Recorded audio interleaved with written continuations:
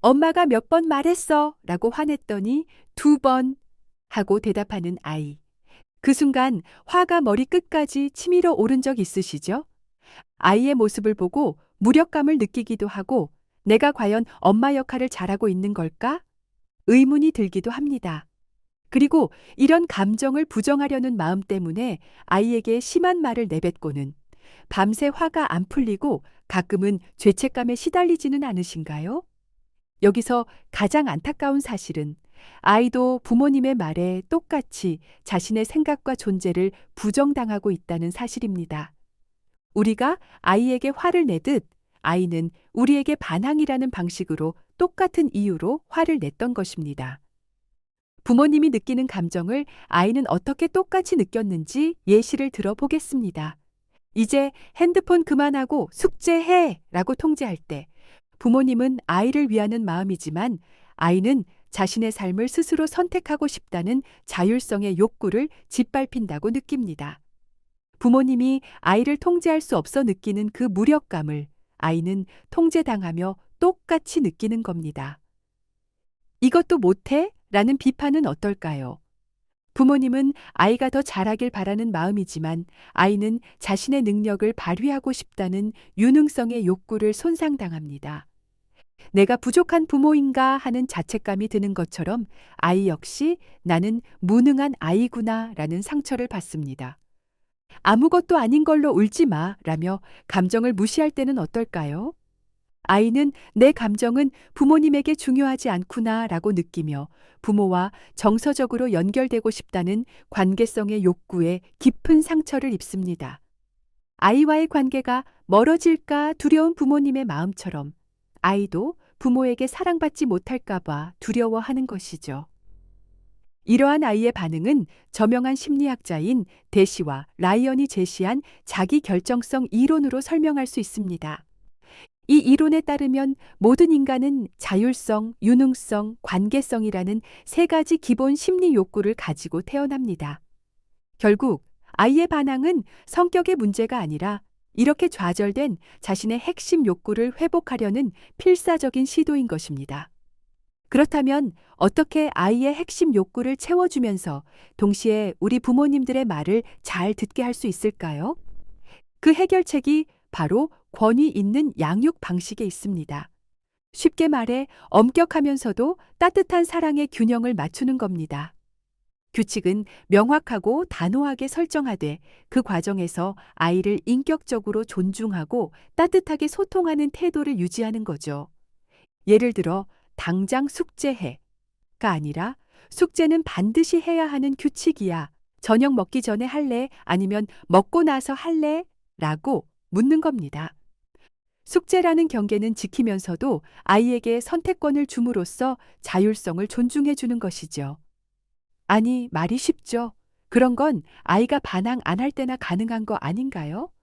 지금은 무슨 말만 해도 다 싫다고 하는데 솔직히 그냥 한 대 쥐어 받고 싶어요. 네, 맞습니다. 이론과 실제는 정말 다릅니다. 그렇다면 아이가 막 반항하는 바로 그 순간 우리는 뭘 해야 할까요? 첫째, 먼저 부모님부터 멈추세요. 아이에게 맞서서 소리 지르고 싶을 때 딱 3초만 숨을 깊게 들이쉬세요. 그리고 속으로 이건 나에게 반항하는 게 아니라 자신의 존재를 인정받기 위한 발버둥이야 라고 생각하는 겁니다.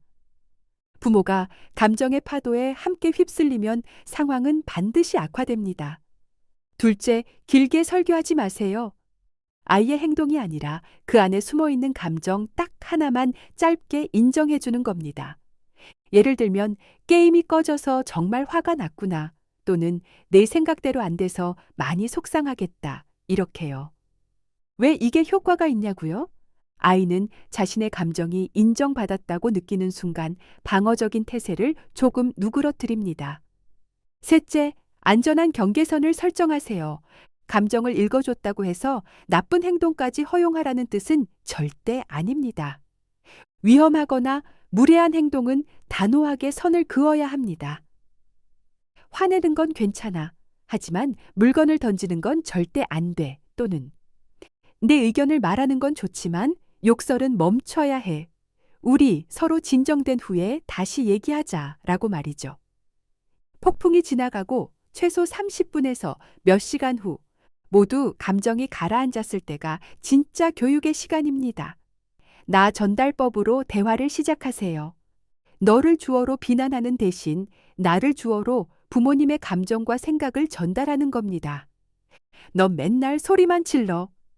가 아니라 네가 소리를 질렀을 때 나는 깜짝 놀랐고 너무 속상했어.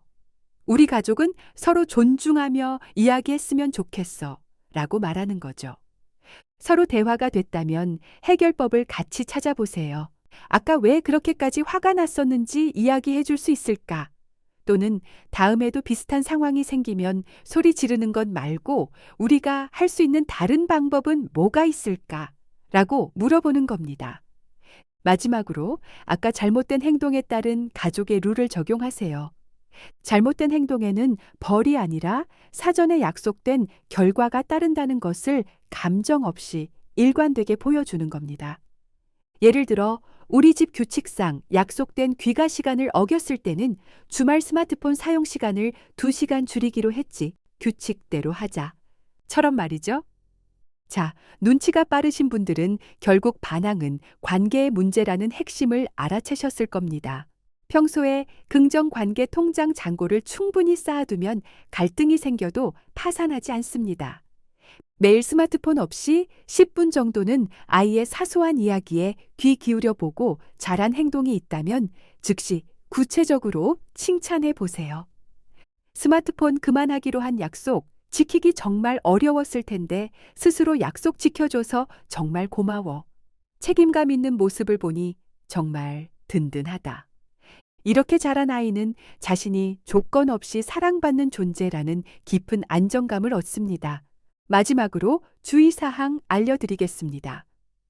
만약 이런 노력에도 불구하고 아이의 반항이 6개월 이상 지속된다면, 혹은 가정뿐 아니라 학교 등 다른 곳에서도 나타나며 가족 모두가 너무 힘들다면, 이는 적대적 반항 장애와 같은 전문가의 도움이 필요한 신호일 수 있습니다. 이때는 주저하지 말고 아동 심리 전문가의 도움을 받는 것이 현명한 선택입니다. 부모와 자녀가 함께 행복해지는 과학적인 소통법, 앞으로도 계속 공유해 드리겠습니다. 오늘 내용이 도움이 되셨다면 구독과 좋아요 부탁드립니다. 감사합니다.